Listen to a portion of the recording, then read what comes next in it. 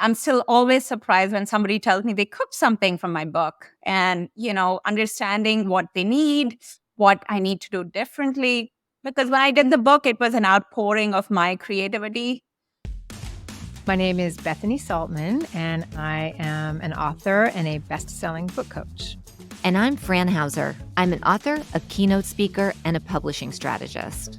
These How I Did It conversations will inspire listeners to claim their own authority mindset and turn the story they can't stop telling into a book the world needs to read. This is Bookbound, the podcast, created in partnership with Share Your Genius. Thanks for joining us for another episode of Bookbound. Our guest today is our first and only cookbook author, Vasudha Viswanath. She's the author of The Vegetarian Reset and the founder of a community for foodies called We Ate Well. Before she was writing cookbooks and leading We Ate Well, she was on Wall Street for over a decade. Her book was a passion project that actually ended up launching the next chapter of her career. She shares what it was like to grow both her book and her community at the same time, what this career pivot has looked like for her, and how she chose between self-publishing and hybrid. There's always surprises in the publishing process, and you'll hear Vasudha experienced a few more than typical. I can't wait for you to hear all she's learned and has to share with us. One note before we get to Vasudha. My co-host Bethany wasn't able to join for this interview. We really missed her, but we still wanted to bring you the goodness of my conversation with Vasudha. We hope you enjoy. Vasudha, welcome to the podcast. I'm so happy to have you on. Thank you for having me, Fran. I'm so honored to be here. So I have to tell you, I'm really bummed. Bethany is having Wi-Fi issues. It happens to the best of us. So we're going to go on with the show and we will miss her dearly. I know she was really excited to talk to you because you're the only cookbook author that we're interviewing in this first season. And it's an area where neither one of us has like any real expertise in. So I know I'm so excited to learn from you. Like, what does it take to write and publish a cookbook? And I know Bethany's going to love listening and watching later. You and I met through the collective. I don't remember how long it's been. It's been at least a year. Early 2022, maybe. I think your book was just about to come out. My book came out in March of 22. Right. It's just been such a pleasure getting to know you. You're amazing. You're so supportive, and it's really been a joy. Let's go back to the beginning. I mean, what inspired you to write this book? Yeah, so there were two things in my life that kind of took me on this journey and pivot. One was a personal health journey that I had about a year after I had my baby, and we can talk more about that. But essentially, I had a prediabetes diagnosis, which it wasn't very severe, but it still served as my wake-up call. I've been a lifelong vegetarian, as many people that hail from India are. And I think, in hindsight, I'd fallen into the trap that a lot of plant-based eaters do, eating a lot more bread and rice and noodles and not as many vegetables as we think we're eating. Definitely not getting as much protein as we need to be getting. So, I've always loved food. I've always loved cooking. But when this happened, I felt like I wanted to look into a different way of eating. So I started to eat lower carb. And because I could not find a whole lot of inspiration for vegetarians online to eat lower carb, it was very meat heavy, cheese, avocado, egg. And, I crave flavor and spices. I've always grown up eating that way. So I just kind of decided to do it myself and create my own recipes, adapt my old recipes to kind of a different way of eating. And I think the biggest change was how I felt at the end of it. Not only did I kind of reverse my diagnosis, but I can confidently say I feel better at 38 than I did at 28. And, I've just learned so much through it. So I really wanted to share that, especially these days when there's so much focus on plant-based eating. I feel like it doesn't always mean the same thing as eating healthy. And I wanted to share my journey and help other people.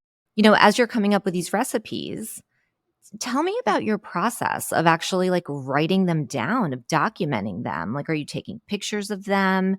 Take me through that. I find it so interesting, and it feels like so much work. Like for me, like it just feels so overwhelming. right? Just like the documenting part of it. Well, 3 years ago, I wasn't documenting anything. I was a very much fly by the seat of my pants kind of a cook. But in the last couple of years, I've learned how much harder it is to present a recipe so that the reader can make it the same way that you do. I'm really confident that if I serve somebody something, they're going to like it, maybe even love it. But to get them to make it the same way and then like what they made at the end of it, that's a whole different art. So I have a lot of respect for people who have been doing this for a long time. I have a long way to go.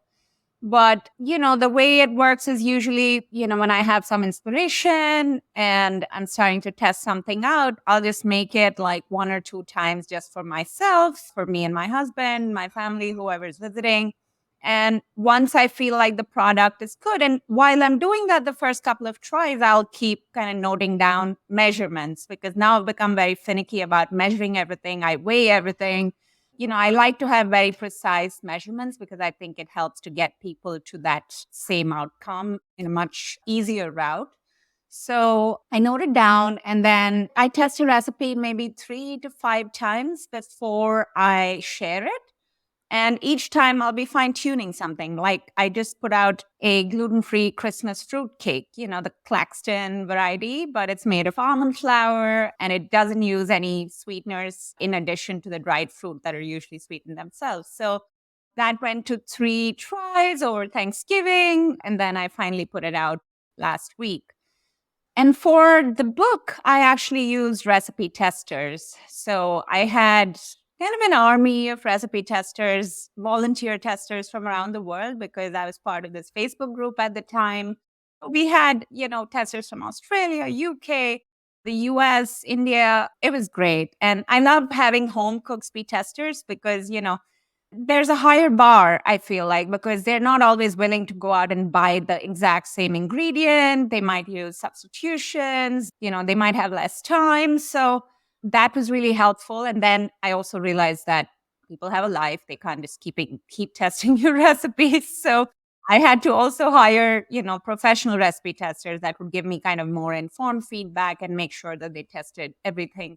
So, question, when did you realize that you wanted to share your recipes with a wider community? Because you have a great Instagram account, right? And you have this, it's called We Ate Well. So you created this community. Do you remember the moment where you were like, okay, I've been sharing my recipes with friends and I've been sharing my recipes with family, and now I want to go a little bit wider. I want to actually like create a community. So that was actually exactly the same time as I decided to write the book. So the social media, the newsletter on Substack, all of that is just about 2 years old.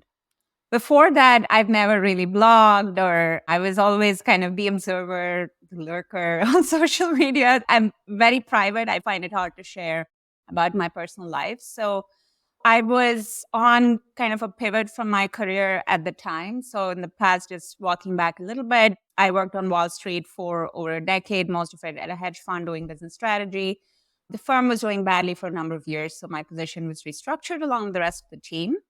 I had other opportunities in the field, but I think it was like a year after the pandemic, I was starting to rethink how I could move forward with more meaning in my life. So I said, I have this idea for a book and I want to put these recipes out there, but I don't know who will care because, I'm not a chef, I'm not a nutritionist, I'm not a doctor. Why would they care that I was putting something out? So I decided to start my social media and the newsletter alongside writing my book just as a proof of concept because I wanted to see if it was interesting to people. I felt like it was a niche that was underserved, but did people really feel that way? So I think once I started posting whatever I was doing, I started to get a lot of interest and it built up momentum really quickly. I think that really helped kind of give me that additional push that I needed and that validation.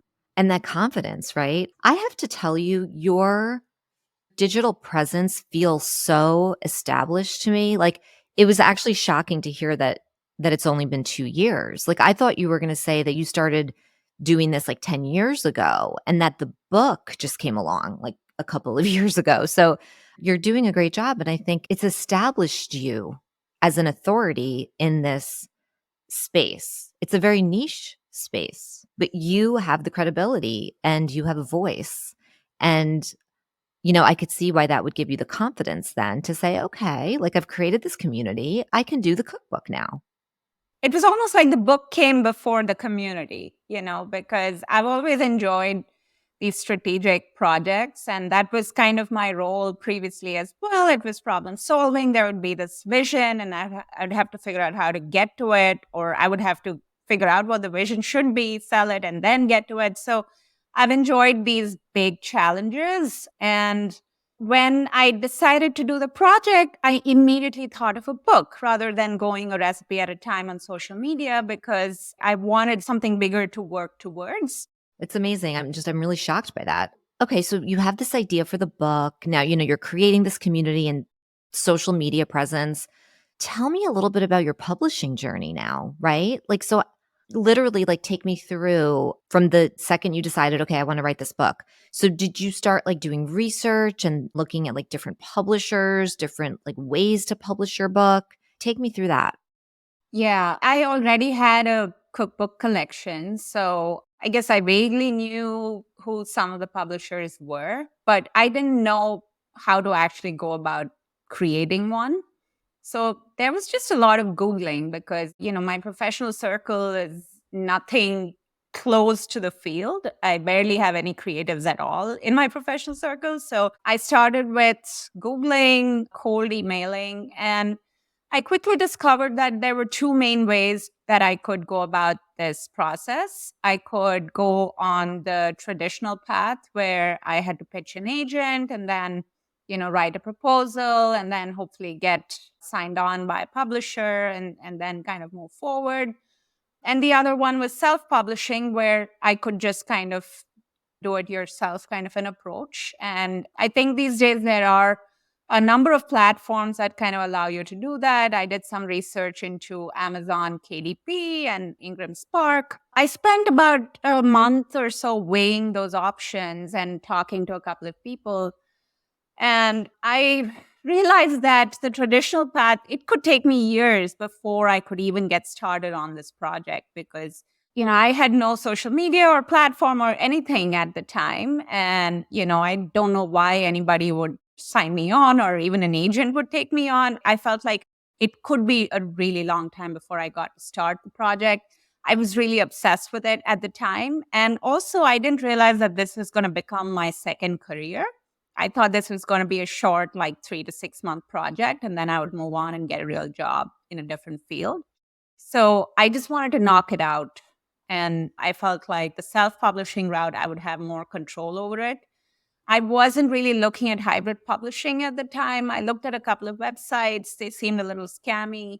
And I just kind of wanted more control over it. And I enjoyed the challenge of being scrappy and trying to figure it out. So I just decided to go the self-publishing route and started to develop the recipes. I hired some freelancers along the way for editing and design, found a great photographer.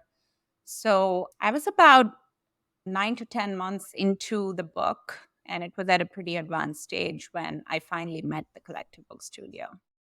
And how did you get to the Collective Book Studio? Who, by the way, they're a hybrid publisher for listeners who aren't aware of that. So yeah, how did you get to them?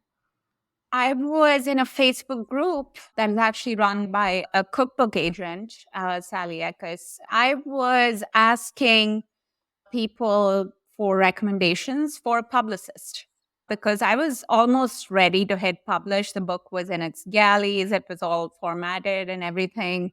And I wanted to invest in a publicist at the time. So I was looking for recommendations. And Faith Kramer, who's written this lovely book called 52 Shabbats, one of the first authors that Collective Book Studio worked with, she responded with the name of her publicist. And so I set up a conversation with her to get her referral. And we ended up talking a lot about her publisher and, how it was kind of a different way of doing things. And she encouraged me to reach out and see if they would take a book at this advanced stage. So I did. I reached out. I think I cold messaged Angela on Instagram and sent her the PDF, and she loved it. And for again, those who don't know, Angela Engel is the founder of the Collective Studio. One thing led to another, and that was when we met as well.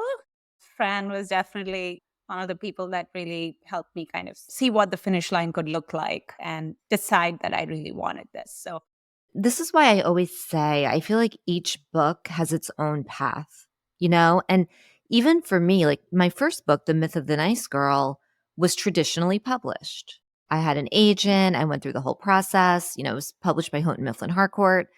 For my second book, Embrace the Work, Love Your Career, which is a guided workbook, I felt a real sense of urgency around getting that book out into the world because millions of women were leaving the workforce. I mean, they were leaving in droves as we were coming out of COVID. And so I really wanted to get the book out like within a year. And I also found out about Angela at the Collective Book Studio through a mutual friend. I called Angela and I said, "Look, do you think we could get this book out in a year?" And she said, "If you write it in 6 weeks, we can get it out in a year." My point is like, it's so interesting how like my first book was traditionally published. My second book, I decided to go with a hybrid publisher because time to market was so important to me. I'm working on my next book, which will probably be traditionally published again. You started your path thinking you were going to self publish, right? And then you ended up hybrid publishing. So I think just for our listeners who are aspiring nonfiction authors, right? It's just being aware that there are all of these different ways to publish a book. What I love about you, Vasudha, is you were so scrappy about it. Like you kind of like you figured it out. And then you're in these Facebook groups and you're asking questions. And by the way, that's always how you end up getting connected to the right people. Like it always starts with a question, right? So you make your way to Angela.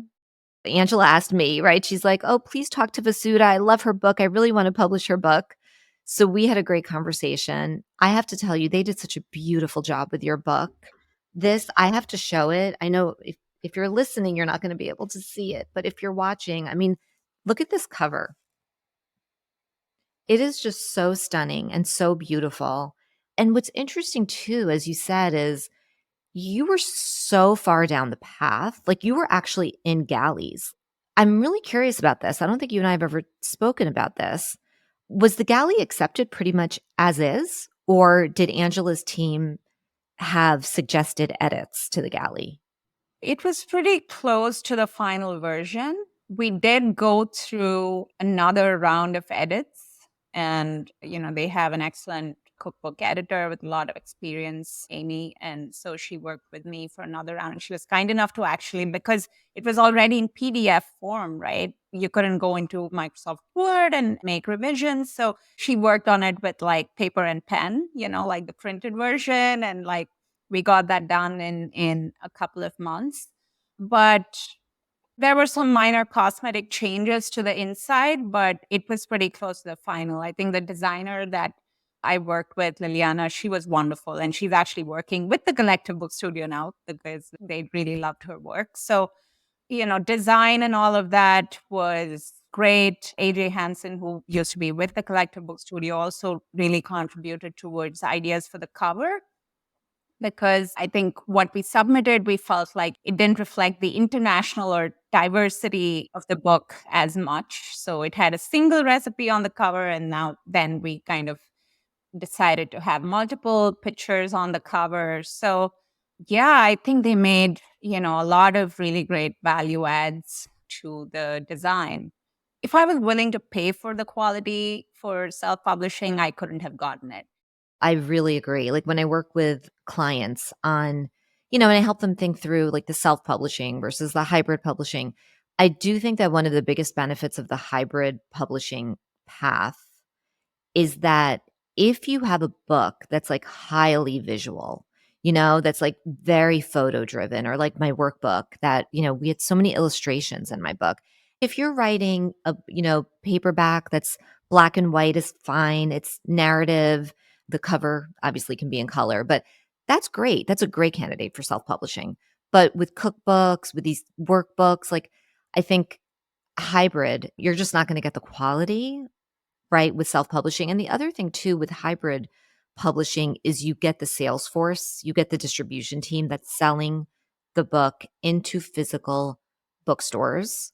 Whereas with self-publishing, right, yes, your book will be uploaded to all the online platforms, and you can even get it into the Ingram catalog so bookstores can order the book, but there's nobody proactively selling the book for you. There's just like there are a couple of considerations, right? The biggest barrier, I don't know if you agree with this, Vasuda, the biggest barrier that I see to hybrid is the financial investment that the author needs to make because you're investing in the book alongside the publisher, right? And then you're splitting profits 50-50. It's like sending your kid to college. It's expensive. It's expensive. So let's shift gears a little bit to marketing. So, this book comes out, right? I'm so curious to hear what are your biggest strengths? Like when you look at your platform, which marketing channels really drove sales for you? I think my newsletter was really important. I mean, it might be that people who spend a lot more time on social media, for them, their social media channel is more important. For me, my newsletter is my creative outlet for the most part. I really get personal on Substack. So I felt like my readers there were a lot more invested. Instagram as well, where I have a decent following. Also, the pictures are so pretty. I had some videos to put out. So I was definitely able to generate some excitement around the release. I did hire an excellent publicist. I felt like it was really worth the investment because as a first time nobody author, I think there would have been a definite barrier for me to get the kind of coverage that I did because people might have not even have opened my emails, and having it come from somebody trusted in the industry, and it's a small space, so everybody knows everybody. So I think that was really helpful. I was able to get some really great coverage around the release, so that generated a lot of buzz. You got TV. You were on TV. I remember that. TV, radio, podcasts, and like blogs and things like that. So I thought it was really worth the investment. I even did kind of a smaller scale push at the middle of this year, just for kind of the summer, like vegetables are all in season, kind of that push. So that was really worth it too. Do you mind sharing who your publicist? Oh, of course. So my first publicist around launch, her name is Carrie Bachman. And, if you have a cookbook, she specializes just in cookbooks. So she's fantastic. So I would definitely recommend her to anybody looking. And then I used Trina K for my second push about 6 months later in May. And she was fantastic as well. These are really, great professionals who have a wide network, who are trusted by the media. So, if you're able to invest, I think it really goes a long way. And somebody can Google you or your book and see a bunch of, news articles. I think that gives you a huge credibility push. And I was looking at this book as a way to build my platform. It's literally the foundation of my platform. So I just thought it was worth the investment. Vasudha, tell me now, because this really launched your next chapter in your career, this book. What does that look like? Like, what is your business currently? Yeah, so I think of the book as my first product, although I wasn't really trying to make money from it. As it's hard to make money from books, and especially cookbooks because they're so expensive to produce. I'll be lucky if I ever break even on that journey. But, thinking of it like a college degree, now I'm working on other products in the digital space. So I'm launching a weeknight meal plan, which will be a paid offering on my Substack in January of 2024. I'm launching an online cooking course around the same time. I've realized that I really love teaching. I always have, as a kid, I really enjoyed the pretend play with teaching. I've done a bunch of virtual cook-alongs on Zooms, as promotional events for the book. And I really enjoyed it. And, helping people get that same experience out of their own kitchens and really building that connection. So that's how I'm thinking about the next steps of my journey. And, I think there's hopefully going to be more books. That's exciting. You think more cookbooks? Yes, more cookbooks, maybe next year. I definitely have a couple of ideas. I've almost been holding myself back from working on them, because I feel like writing a book, any book, it's a bit of a lonely journey. And I was in my little bubble for like 2 years before the book came out. So this year, I really enjoyed getting to know people and readers. I'm still always surprised when somebody tells me they cooked something from my book and, understanding what they need, what I need to do differently. Because when I did the book, it was an outpouring of my creativity. I didn't know as much about what the end reader needed. Now I know a lot more. And, so I feel like the next one will be more accessible, possibly. What you said, it's so true. When you're working on a book, another author that we interviewed, Maggie Jackson, said it's like you're coming out of the cave into the spotlight. You're in that cave, you're like working on it, you're doing the work, the words, the how is it structured, the storytelling, all of it. And then you come out, the book is out into the world, and you're actually like meeting people who've used your book, who've made the recipes. It's so rewarding. It really is. Yeah, it almost helps me feel like I was invited into somebody's kitchen, to their dinner table. That's really special. And I'm always surprised that somebody bothered. Well, Vasudha, I have to tell you, I am so happy that we had this conversation. I think people are going to learn so much from you. I love that this book spawned your next career chapter. I'm really so grateful to you for taking the time to have this conversation. And please let us know, like, where can people best connect with you and follow your work? Is it Instagram? Is it your newsletter?